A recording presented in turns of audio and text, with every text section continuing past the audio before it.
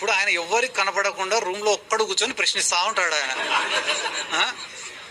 దాన్ని ఆయన ఏమనుకుంటాడు, నేను ప్రపంచాన్ని అంతా ప్రశ్నించిన అనుకుంటా ఉంటాడు. అట్లా ఇప్పుడు ఎట్లుంటుందిరా అంటే, నేను కూడా మొన్న ఒక ప్రెస్ మీట్ పెడితే కానీ చాలా మంది పాపం రాష్ట్రంలో పక్క రాష్ట్రాలలో పక్క దేశాలలో కూడా ప్రెస్ మీట్ పెట్టి నేను 3 ప్రశ్నలు అడిగినా. ఏమడిగినా 3 ప్రశ్నలు?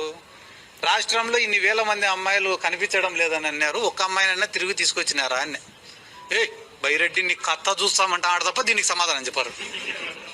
కాదండి, లిక్కర్ తాగి వేల మంది చచ్చిపోయినారంట, కనీసం ఒక హాస్పిటల్లో ఒక మెడికల్ రిపోర్ట్ అన్నా వచ్చిందా కల్తీ మద్యం తాగి చచ్చిపోయినట్ట అంటే కానీ ఏం మాట్లాడుతున్నావురా నువ్వు, ఆడుంటావురా బైరెడ్డి నువ్వు అంటారు. నేను అడిగేది ఏంది, వీడు చెప్పేది ఏంది? ఇది రెండో మాట. మూడో మాట ఏంది, ఇదే జిల్లాలో ప్రీతిబాయ్ అనే అమ్మాయి చచ్చిపోయింది, మీకు తెలుసు కదా. ప్రీతిబాయ్ అనే అమ్మాయి చచ్చిపోయినప్పుడు వాళ్ళ తల్లిదండ్రులు అందరూ పోయి పవన్ కళ్యాణ్ గారిని అడిగితే గాన గవర్నమెంట్ వచ్చినాక తోలు తీస్తా, తాట తీస్తా, నరాలు వీకుతా అన్నాడు.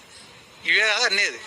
మొన్నవే అడిగినారు, సార్ ఏమైంది సార్ ప్రీతిబాయ్ విషయం అంటే, నాకేం సంబంధం అండి, నాకేం సంబంధము, ఆధారాలు చెరిపేసినారు, DNA మార్చేసినారు, నాకేంటి సంబంధము అంటున్నాడు.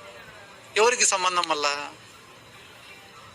చేసిన నిందితులు టీడీపీ వాళ్ళు అనేది మీకు తెలుసు, వాళ్ళ బంధువులు టీడీపీ వాళ్ళని తెలుసు, క్రైమ్ జరిగింది టీడీపీ ప్రభుత్వంలో అని తెలుసు. దాని గురించి ఎందుకు మాట్లాడవు? కాబట్టి పవన్ కళ్యాణ్ గారు ప్రశ్నించడంలే అనే తప్పు మాట. ఆయన ఖచ్చితంగా ప్రతిరోజు ఆయన రూమ్లో ఒక్కడే కూర్చొని తలుపులన్నీ వేసుకొని ప్రశ్నలు వేస్తూనే ఉంటాడు. ఏం రా దరిద్రం అంటే మనకు కనపడవు అంతే. అంటే 17 మెడికల్ కాలేజీలు కేవలం పేపర్కే ఉన్నాయి, ఎక్కడ కట్టలేదు. వైసీపీ పార్టీ కేవలం బ్లఫ్ చేస్తుంది జనాన్ని. అంటే ఇప్పుడు ఈరోజు నంద్యాల మెడికల్ కాలేజ్ చూద్దామనే మేము పోతానేది, పోతా అంటే అడ్డగిచ్చినారు. ఇప్పుడు నంద్యాలలో మెడికల్ కాలేజ్ ఉంది, ఎవరు కట్టినారు అది? ఎవరు కట్టినారు అది?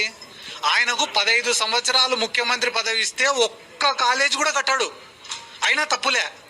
మా సారు 17 మెడికల్ కాలేజీలు మొదలుపెట్టి 5 మెడికల్ కాలేజీలు పూర్తి చేసి క్లాసెస్ స్టార్ట్ చేసి మిగతా 2 కూడా 90% పైగా పూర్తి అయిపోయి మిగతా 50-60%లో ఉంటే ఏం చేయలే, ఏం కట్టలే. నువ్వు కట్టడం అంటే మొత్తం పూర్తి చేసి తాళాలు వీళ్ళు చేతికి ఇచ్చిపోవాలంట, అప్పుడే పూర్తి అయినట్ట. 2 సంవత్సరాలు కరోనాకు పోయింది, ఆయనకు ఉండేది 3 సంవత్సరాలు. ఆ 3 సంవత్సరాల్లోనే పర్మిషన్ తెచ్చినారు, ల్యాండ్ అక్విజిషన్ చేసినారు, కన్స్ట్రక్షన్ స్టార్ట్ చేసినారు, ఫైనాన్షియల్ టైప్స్ పెట్టుకున్నారు. ఇంకా అంతకన్నా ఏం చేయాలా? ఒకవేళ చిత్తశుద్ధి ఆ కమిట్మెంట్ ఉంటే గాన ఆయన మొదలు పెట్టిన దానిలని మీరు పూర్తి చేసిండాల, పూర్తి చేసి ప్రజలకు అందుబాటులోకి తెచ్చిండాల. వైసీపీ పార్టీ రైతుల కోసం ఆందోళన చేస్తే, లేకపోతే విద్యార్థి యువజన పోరాటం చేస్తే, ఈ రోజు మెడికల్ కాలేజ్కి వెళ్దామని చెప్తే ఎందుకు అడ్డుకుంటున్నారు? దీన్ని అడ్డుకోవడానికి ఎట్లా చూడాలంటే ప్రజలకు తెలియకూడదు కదా.